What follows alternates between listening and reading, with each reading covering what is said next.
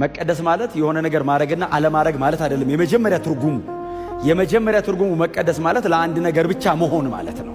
መለየት ማለት ነው። ቅድስና ማለት አሁን ለምሳሌ እግዚአብሔር ይመጣና ይሄ የኔ ነው ካለ የእግዚአብሔር ብቻ ነው፣ ማንም ሊጠቀምበት አይችልም። ቀድሼዋለሁ ካለ እግዚአብሔር ይሄ አሁን ለምሳሌ መገናኛ ድንኳኑ ጋር ይመጣና በመገናኛ ድንኳን ውስጥ ያሉ መገልገያዎችን በሙሉ በዚያን ጊዜ የሚታረደውን የጠቦት ወይ የበግ ደም ሊሆን ይችላል ይረጭባቸውና የኔ ነው ይላል እግዚአብሔር።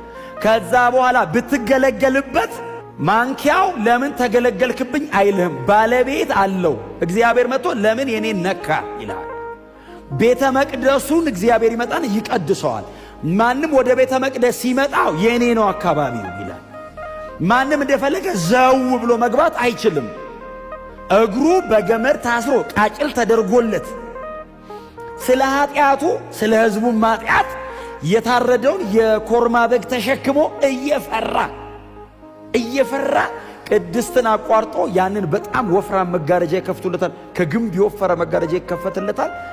ድቅድቅ ያለ ጨለማ ነው ባይዘው፣ በጣም ጥቅጥቅ ያለ ታቦቱ የሚያድርበት ማለት ነው። እዛ ውስጥ ሻማ ማብራት አትችልም። ለምንድነው ሻማ ማታበራው? እግዚአብሔር ብርሃን ነው ስለሚል መጽሐፍ ቅዱስ ካንተ አይበደርም። the light itself በማንነቱ የብርሃን ፋውንቴን ነው። ይኸው ገብቶ ሰውየው ስለ እርሱም ስለ ሕዝቡ ማጥያት መስዋዕት ይዞ ሲገባ ቦታው የእግዚአብሔር ነው። እግዚአብሔር አለ በአካባቢው ላይ፣ ዙሪያው ላይ በሙሉ እግዚአብሔር ሰፍሯል። ምንም ነገር ከተሳሳትክ ደጅ ያሉ ሰዎች ገመድ ነው ቼክ የሚያደርጉት። ከወደቀ ገብቶ የሚያወጣው የለም፣ የገባው በሙሉ ያልቃል። ስለዚህ ባይዘው ተገብቶ ስለማይወጣ ነው በገመድ። ቅዱስ ነው። የኔ ነው ካለ የብቻው ነው። እግዚአብሔር ሕዝቡን መጥቶ የኔ ነው አለ።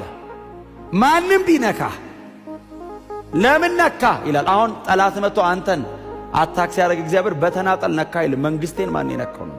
ኪንግደም ነው። እስቲ አሜን በሉ። በክርስቶስ ደም የእግዚአብሔር ሆነናል። እሱን ነው። ተቀድሰናል፣ ተለይተናል፣ ከዚህ ዓለም ወጥተናል። የእግዚአብሔር ልጆች ተብለን ተጠርተናል። ጮክ በሉና የእግዚአብሔር ልጆች ነን። ይሄ ነው ክርስትናችን። በዓለም ነው ያለነው። ጌታችን መድኃኒታችን ኢየሱስ ክርስቶስ ግን ቀድሶናል፣ ለይቶናል። የእግዚአብሔር ብቻ መሆን ማለት ነው። የሌላ መጠቀሚያ መሆን አይቻልም። የእግዚአብሔር ብቻ ነን።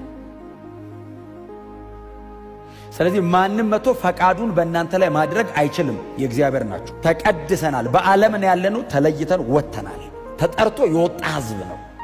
በክርስቶስ ደም እግዚአብሔር አምላክ ረጭቶ የኔ ነው ብሏል። ከእግዚአብሔር ቅድስና ጋር የሚመጣጠንን ቅድስና የክርስቶስ ደም በእኛ ላይ ያደርገዋል። በእግዚአብሔር ፊት ተሰብስበን ቆመን መዘመርም መጸለይም እንችላለን። እግዚአብሔር አብ አባት ሆይ ማለት መብት ተሰጥቶናል። ልጆች ያደረገን የክርስቶስ ደም ነው። ይሄንን ማንም ጥሩ ሰው ሊያገኘው አይችልም። የኢየሱስ ደም ብቻ ነው ያደረገው። ቀዳሹና ተቀዳሾቹ የሚለው ሃጊዮስ የሚለው ቃል ትክክለኛው ትርጉሙ ለእግዚአብሔር ብቻ ተደርጎ የተለየ። ይሄንን ማድረግ የቻለው ጌታ ኢየሱስ ክርስቶስ ብቻ ነው።